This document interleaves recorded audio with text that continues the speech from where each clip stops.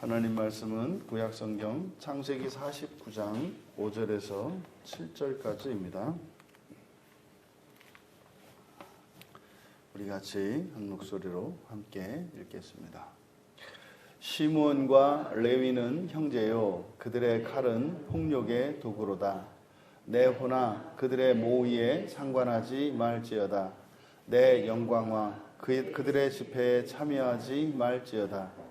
그들이 그들의 분노대로 사람을 죽이고 그들의 혈기대로 소의 발목 힘줄을 끊었음이로다. 그 노여움이 혹독하니 저주를 받을 것이요, 분기가 맹렬하니 저주를 받을 것이라. 내가 그들을 야곱 중에서 나누며 이스라엘 중에서 흩으리로다. 아멘. 시므온과 레위의 교훈이라는 제목으로 말씀의 은혜를 나누고자 합니다.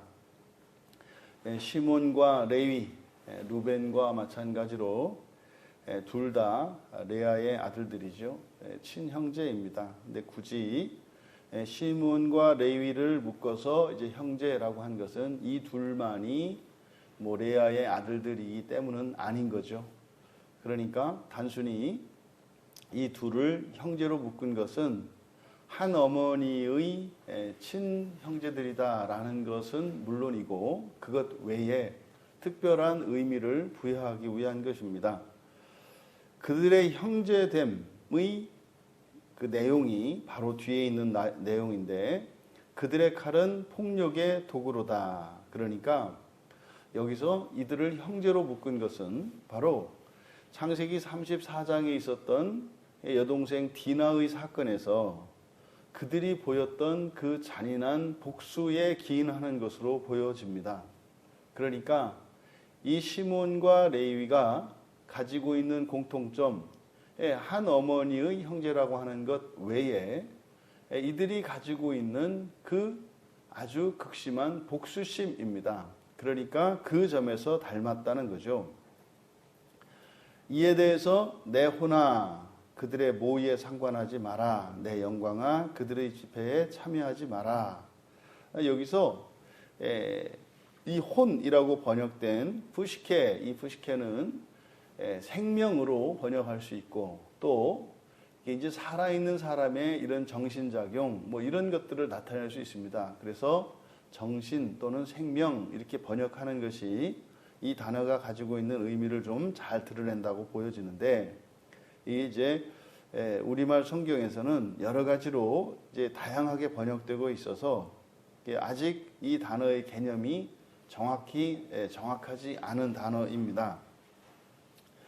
그래서 이 푸시케는 단순히 인간에게만 적용되는 것이 아니기 때문에 이것을 영혼이라고 번역할 수는 없고, 그리고 이 푸시케는 또 이런 사람의 인격성을 나타냅니다. 그래서 생명 또는 정신이라고 함으로써 모든 동물들에게도 이 푸시케가 있죠.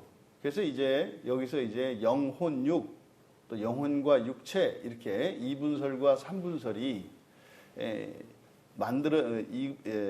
이분설과 삼분설로 대립하게 되는 이제 구약적 그 근거가 이 푸시케라는 단어 때문에 그렇거든요. 그래서 어쨌든 여기서는 이 혼이라고 번역한 이 푸시케가 생명 또는 정신 이런 정도로 정의를 하고 넘어갑니다. 그러면 내 호나 그들의 모의에 상관하지 마라. 여기서 이 모의라고 번역된 이게 히브리어가 소드라는 말인데, 이 단어도 굉장히 특별한 의미를 가지고 있는 중요한 단어입니다. 그런데 이 단어가 여기에 이제 처음 성경에 등장을 해요. 근데 이 소드가 가지고 있는 의미는 회의 또는 의논, 그래서 공회 이런 뜻입니다. 그러니까 어떤 일을 계획하기 위해서, 회의를 하기 위해서 모이는 그 모임 전체를 의미하는 것보다 거기에 모여지는 의견에 집중되어 있는 게 이 소드라는 말이에요. 근데 이 소드라는 말이 이제 구약 성경에 사용된 용례들을 보면 욥기 29장 4절에서는 기름이라고 번역되어 있고요. 시편 25편 14절에서는 친밀하심으로 번역되어 있고, 또 시편 64편 2절에서는 꾀로 번역되어 있고 또 시편 89편 7절에 그리고 111편 1절에서는 모임이라고 번역되어 있어요. 또 심지어 잠언 3장 32절에서는 교통하심이라고. 그러니까 사실 이 단어가 성경 안에 굉장히 그 다양한 단어들로 번역되어 있기 때문에 이 단어가 의미하는 바를 우리가 알기가 어렵습니다. 그런데 이 단어는 회의, 의논, 그러니까 의논을 하기 위해서 모이는 회의. 그래서 에스겔 13장 9절에는 이거를 공회라고 번역되어 있거든요. 그러니까 이 단어가 가장 적절한 것으로 보여요. 공회. 예레미야 23장 18절에는 회의라고 되어 있는데 의견을 나누는 자리. 그러니까 그 모임 자체보다 의견에 초점이 맞춰진 것이 이 모이라고 번역된 소드라는 말이다. 이 단어는 바로 뒤에 나오는 집회와 짝을 이루어요. 내 호나 그들의 모의에 상관하지 마라. 그 다음에 내 영광아 그들의 집회에 참여하지 마라. 이 집회가 카할입니다. 카할. 이 카할은 이제 구약 성경에서 우리가 신약에서 이야기하는 교회의 한 개념을 담고 있는 게 이 카할이라고 하는 말이에요. 그래서 이 카할, 지금 집회로 번역된 이 카할은 족속이라고도 번역되고 대부분 회중이라고 번역됩니다. 그러니까 이 집회는 그 모임 자체의 모임에 더 이렇게 초점을 둔 그런 단어입니다. 그러면 모이라고 번역된 소두와 집회라고 번역된 카할이라고 하는 것은 그러니까 여러 단체로서 총회로 모여진 그 모임 자체를 얘기할 때는 집회라고 하고 또 그 모임의 성격 그러지 않습니까? 뭐 국회에서도 모일 수 있고 뭐 교회에서도 모일 수 있고 이런 모임들 하나하나를 카할이라고 할 수 있고 그때 그 모임들의 특성을 소드라고 할 수 있다. 그러니까 의미상으로는 여럿이 함께 모여 있는 것을 의미하는데 그 모임 자체를 이야기할 때는 카할 그리고 그 모임의 성격을 말할 때는 소드 이렇게 이해를 하면 되겠습니다. 근데 초점은 바로 시몬과 레위의 이 복수심에 대해서 이야기를 하고 내 호나 내 영광아 이렇게 이야기를 하는데 그들의 모의에 상관하지 마라. 그러니까요. 그런 계획이게 되겠죠. 그런 생각이나 그런 계획에 참여하지 마라. 내 혼이. 그러니까 야곱은 지금 시몬과 레위에 대한 종말론적 예언을 하면서 나의 정신이 그러한 복수를 위한 생각이나 복수에 대한 생각이나 계획 이런 것을 갖지 말 것을 이야기합니다. 바꿔 말하면 시몬과 레위에게 보여줬던 그 복수심 그것에서 우리가 완전히 자유로워져야 된다. 회개해야 된다. 이 말을 하는 거죠. 그리고 영광은 그들의 집회에 참여하지 마라. 그 집회니까 그런 모임입니다. 결국 지금 이 시몬과 레위의 이런 폭력성과 이 복수심 이건 단순한 폭력성이 아니라 동생에 대한 보복이지 않습니까? 그러니까 이들이 행했던 그 복수심은 미움과 수치심의 극도의 미움과 극도의 수치심의 결합이 복수심입니다. 그러니까 수치심을 느꼈을 때 모든 사람이 그거에 대해서 상대방에게 이렇게 보복하려는 마음을 갖지 않습니다. 어떤 사람들은 오히려 그것 때문에 안으로 위축되죠. 그런데 이들은 그런 수치심, 자기의 동생이 그런 수치를 당했다고 하는 그것 때문에 그들을 죽이려고 하게 됐지 않습니까? 그래서 이 수치심이 아주 극도화된 것, 그리고 그 미움이 증오심이 되어진 것. 그러니까 이 복수심 속에는 극도의 미움과 수치심이 결합되어져서 우리의 마음에 나타나는 작용이라고 볼 수 있습니다. 그러니까 야곱은 시므온과 레위를 통해서 우리에게 이러한 복수심이 있다면 거기에는 생명과 영광이 깃들 수 없다라는 것을 우리에게 가르쳐주고 있다. 그들이 왜 그러냐? 그 이유를 밝히고 있습니다. 그들의 분노가 그들이 분노대로 사람을 죽이고 그들의 혈기대로 소의 발목 힘줄을 끊었기 때문이다. 여기서 이제 하반절에 이것은 이유를 밝힙니다.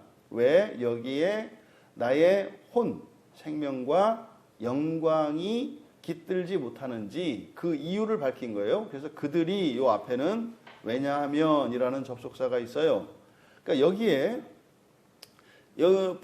분노 그리고 혈기, 그들의 분노대로 사람을 죽이고 그들의 혈기대로 그의 소의 발목 힘줄을 끊었다. 여기서 그 분노라고 번역된 단어가 그 동그라미를 좀 치실래요? 그 분노 그리고 7절에 노여움 그리고 뒤에 분기 이게 전부 같은 단어입니다. 분노, 노여움, 분기. 요걸 이제 코를 나타내는 아프라는 단어를 이렇게 이제 번역을 한 거거든요. 일단 그 세 단어가 같은 단어다라는 것을 여러분들이 표시를 해 놓으시고 이 단어는 코입니다. 코를 이렇게 번역을 해 놓은 거예요. 그 이유를 밝힌 6절의 하반절 그들의 분노대로 사람을 죽였고 혈기대로 소 발목 힘줄을 끊었기 때문이다. 그러니까 여기서 우리가 알 수 있는 것은 앞에서 이 생명과 영광이 복수심에는 깃들지 않는데 그 이유가 뭐냐? 사람은 이 세상에 있는 모든 것들을 다스리도록 창조가 되었습니다. 그래서 사람의 창조의 목적은 하나님의 영광을 드러내는데 그 하나님의 영광을 드러내는 중요한 수단 중에 하나가 다스리는 거거든요. 질서를 따라 다스리는 거예요. 그런데 이 복수심은 어떤 일을 해요? 사람을 죽이고 말이죠. 심지어 이런 소까지, 이 소라고 하는 동물은 사람에게 없어서 안 되는, 그리고 사람에게 해를 끼치는 것이 아니라 사람에게 큰 유익을 주는 가축이거든요. 그러니까 이 복수심은 말입니다. 사람을 죽이고 심지어 사람에게 유익을 주는 소까지도 해쳐요. 그러니까 거기에는 생명과 영광이 깃들 수 없다. 이제 우리는 여기서 이 생명이 의미하는 바 앞으로 예수 그리스도를 통해서 우리에게 약속되어지는 영원한 생명이라고 하는 것을 우리는 알 수 있어요. 그리고 여기서 말하는 영광이라고 하는 것은 하나님의 영광이라는 것을 우리가 알 수 있어요. 그러니까 지금 5절과 6절의 내용을 통해서 이미 레위와 시므온에 대하여 내린 야곱의 예언을 통해 주시는 그 교훈을 사실상 다 얻을 수가 있죠. 하나님 나라를 소망하는 사람이 있다면 첫째 부활의 소망을 가지고 그것을 목표로 살아가는 사람이 있다면 그 사람에게 반드시 해결되어야 할 것이 있다. 그게 뭐예요? 복수심입니다. 이 폭력성과 복수심이라고 하는 것은 반드시 해결되어야 한다라는 것을 우리에게 가르쳐 주죠. 이어 7절에 그 노여움이 혹독하니 저주를 받을 것이고 분기가 맹렬하니 저주를 받을 것이다. 이제 우리 크리스찬들이 두려워하는 단어 중에 하나가 이 저주라는 단어거든요. 심지어는 이 저주라는 단어가 나오면은 구원과 연결지어서 구원받지 못한 것으로 규정을 합니다. 이게 저주받은 것, 심지어 신약 성경에서 화 있을진저라고 번역된 그 우아이라고 하는 말은 저주가 아니라 애통하다라는 말이었지 않습니까? 저주라는 말도 아닌데 거기다가 이제 신약 성경에서는 엉뚱한 단어를 저주라고 번역을 해 놓았고 여기에 사용된 이 저주하다 이 말은 저주가 맞습니다. 이게 이제 창세기 3장에서 사람이 범죄했을 때 하나님의 말씀에 불순종하고 금단의 열매를 따먹었을 때 땅에 저주가 내리고 말이죠. 뱀에게도 저주가 내리죠. 이때 이 저주하다라고 하는 이 저주하다라는 말이 아라르라고 하는 말인데, 이 저주는요, 구원받지 못한다는 그런 의미가 전혀 아니고요. 전혀 아닙니다. 그래서 이 아라르, 저주하다라고 하는 이 단어가 가지고 있는 개념은 제지하다, 제한하다, 묶다 이런 뜻이에요. 그러니까 마치 이렇게 자동차나 기차나 이런 지상에 달리는 바퀴를 달린 이런 이동 수단들이 질주할 때 그 멈출 수 있는 제동 장치가 필요하지 않습니까? 그래서 마치 그 제동 장치에 해당하는 말이에요. 이 아라르라고 하는 말은. 그러니까 저주하다라고 하는 것은 불순종해서 죄를 지음으로써 존재가 심각하게 오염되고 부패하게 된 인간에게, 그리고 하나님의 창조 세계에게 걸어둔 하나님의 제동장치가 저주입니다. 그러니까 더 큰 죄를 짓지 못하도록, 이것이 저주예요. 그러니까 그 노여움이 혹독하니 저주를 받을 것이고 분기가 맹렬하니 저주를 받을 것이다. 무슨 말입니까? 그가 가지고 있는 권세와 영광과 이 모든 것들을 온전히 발휘할 수 없다는 거죠. 절제할 수 없고 오히려 그것으로 원래의 창조의 목적을 거슬러서 오히려 생명을 해칠 수 있기 때문에 그렇게 할 수 없도록 저주를 걸어놓는다는 거예요. 그러니까 마치 범죄자들이 사회에서 범죄를 저지르면 그 사람들을 이제 사회생활을 하지 못하도록 격리시켜 놓지 않습니까? 감옥에 가두잖아요. 이게 일종의 저주예요. 그럼 저주라고 하는 것은 영원히 격리시키는 게 아니죠. 물론 그 가운데에서는 사형에 처한 사람들도 있어요. 하지만 격리한 것 자체가 그 사람들의 생명을 뺏거나 영원히 이 사회에서 격리하는 것은 아니다. 그래서 저주한다라고 하는 것은 더 큰 범죄를 저지르지 못하도록 하는 하나님의 은혜의 수단이에요. 저주라고 하는 것은. 그러니까 이 저주는 불순종하는 자들에게 하나님께서 채워놓으시는 거죠. 그러니까요, 이 두 발이나 손에다가 이런 수갑이나 쇠사슬을 채워놓음으로써 이렇게 살인을 하거나 범죄하지 못하도록 하지 않습니까? 그러니까 이게 저주하다라고 하는 이 말의 성경적인 의미이다. 그러니까 시몬과 레위를 저주했다는 게 구원하지 않는다, 버린다는 얘기가 아니라는 것을 우리는 너무나 잘 알잖아요. 이 레위가 나중에 어떻게 됩니까? 하나님의 소유가 돼서요, 제사장이 여기서 나와요. 그러니까 여기만 보더라도 저주한다는 게 구원받지 못한다는 이야기가 아니구나. 또 한 번 저주를 받은 게 영원히 저주를 받는 게 아니구나 라는 것을 우리가 알 수 있죠. 이 뒤에 넘어가서 이제 출애굽하고 난 뒤에 이들의 야곱에게서 태어난 12아들들의 그 12지파의 이야기들이 이제 진용을 갖추고 질서를 갖추어 가지 않습니까? 그때 이 레위가요, 가장 거룩한 하나님의 특별한 하나님 소유된 지파가 돼가지고 이들이 하나님 소유가 돼요. 그러니까요, 야곱의 이 저주가 후에 가서 풀렸다는 걸 알 수 있죠. 그러니까 그들은 이 저주를 기억하고 있었던 겁니다. 앞에서 동그라미 쳤던 이 노여움, 분기, 그리고 이 분노, 이게 이제 코를 이렇게 번역했다고 말씀을 드렸지 않습니까? 근데 왜 여기서 이렇게 노여움과 분노, 이렇게 화와 관련지어서 이렇게 이제 번역을 했는가? 그래서 이 아프가 이게 분노, 진노, 하나님의 진노, 또 사람의 분노, 화, 이런 의미를 갖습니다. 그런데 이 코가 이렇게 분노와 관련되어서 번역된 그 분노와 분노의 의미를 가질 때에는 함께 쌍으로 쓰이는 단어가 있어요. 그게 불타다라는 말이에요. 불타다. 그러니까 코가 불탄다, 코에 불 붙는다. 이거는 화를 낸다는 뜻이에요, 성경에서. 근데 여기서는 그냥 코만 쓰였단 말이죠.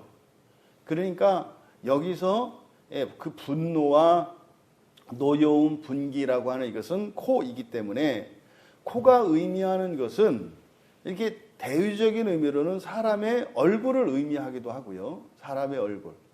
그래서 이 코가 얼굴로도 번역이 돼요. 그리고 앞에서라고도 번역이 돼요. 코는 사람의 얼굴에서도 맨 앞쪽에 위치하잖아요. 얼굴 표면 위에 돋아 있기 때문에. 그래서 사람의 앞을 나타내기도 하고 앞모습을 나타내기도 하고 얼굴을 나타내기도 합니다. 그리고 이 코라고 하는 것은 하나님이 사람을 창조하시고 생기를 불어넣으실 때 그때 생기를 넣은 것이 코예요. 그래서 호흡이 멈춘다, 숨이 멎는다. 우리가 이제 사람이 죽었다는 것을 숨이 멎었다 이렇게 얘기하지 않습니까? 그래서 이 코는 이렇게 환유적으로는 생명의 의미를 나타내기도 해요.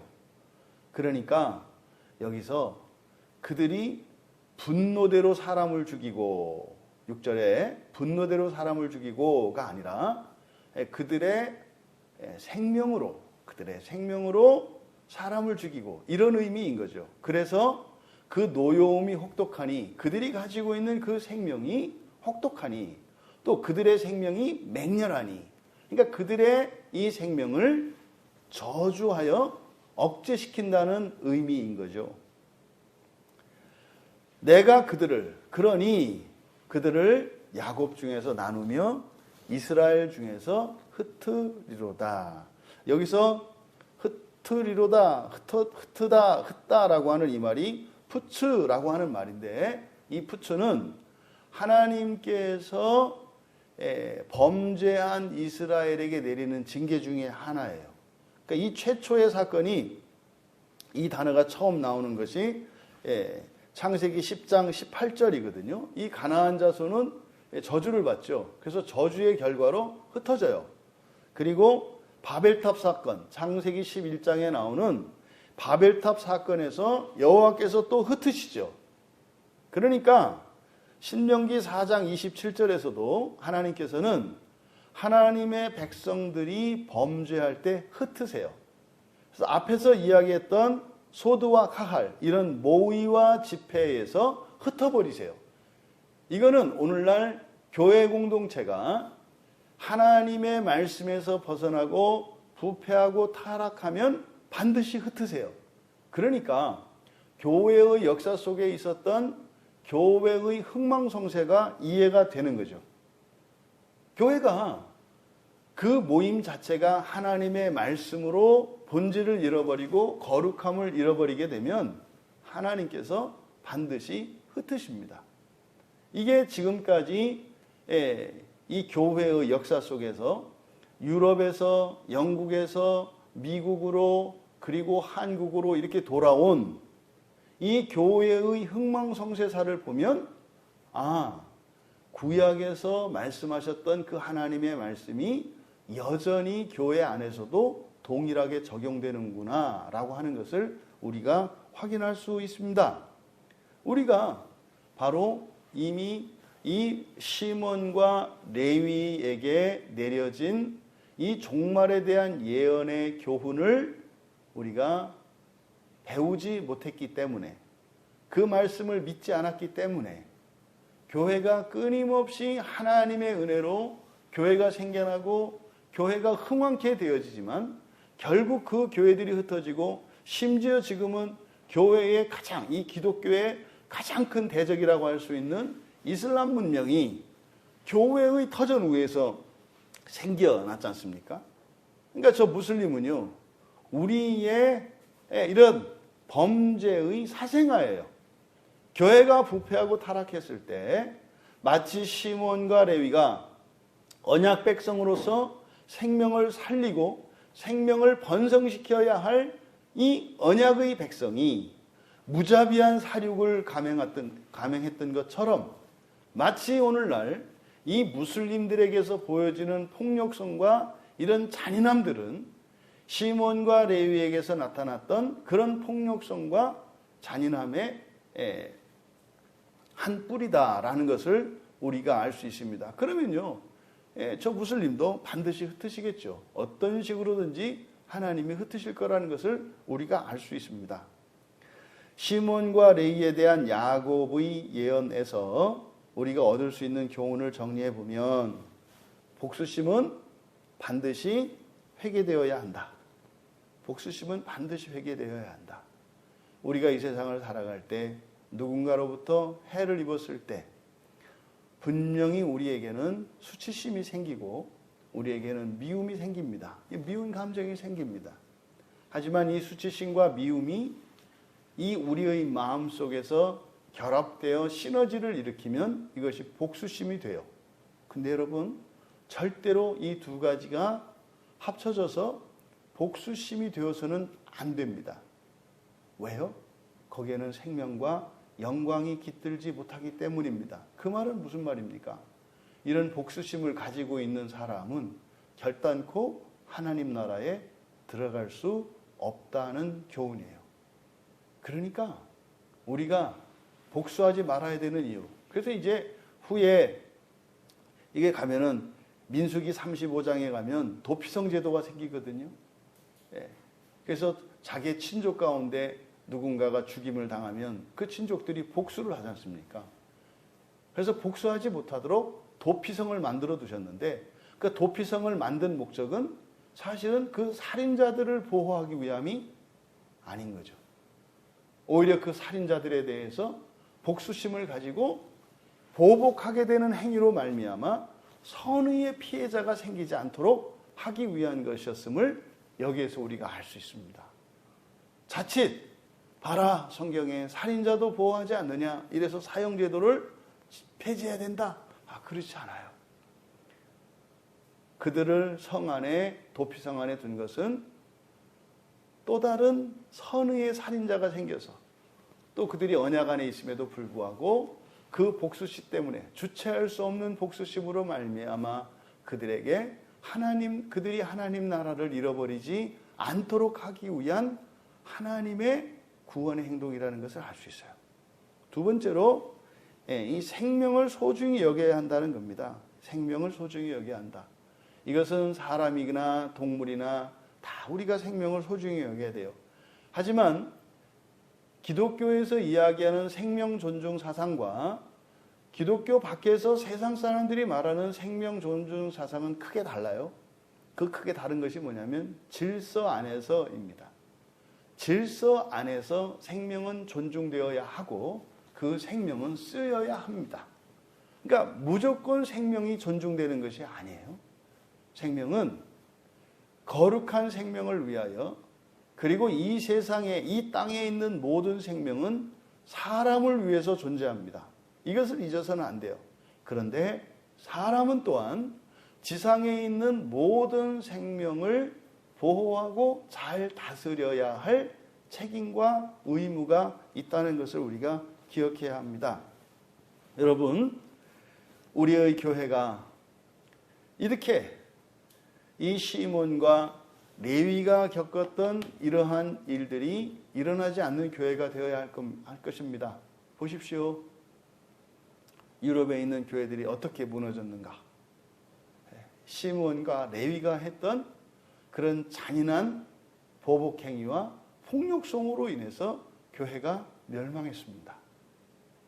그래서 그 어떤 경우에라도 이렇게 미움과 수치심에 의해서 생명을 파괴하는 수단이 되거나 그러한 기관이 되어서는 절대로 안 되고, 우리 그리스도인들 또한 이렇게 생명을 파괴하는 그러한 우리의 마음에 이런 거짓 감정들에 사로잡혀서도 안 되고, 이 부분은 반드시 극복되어야 한다는 것.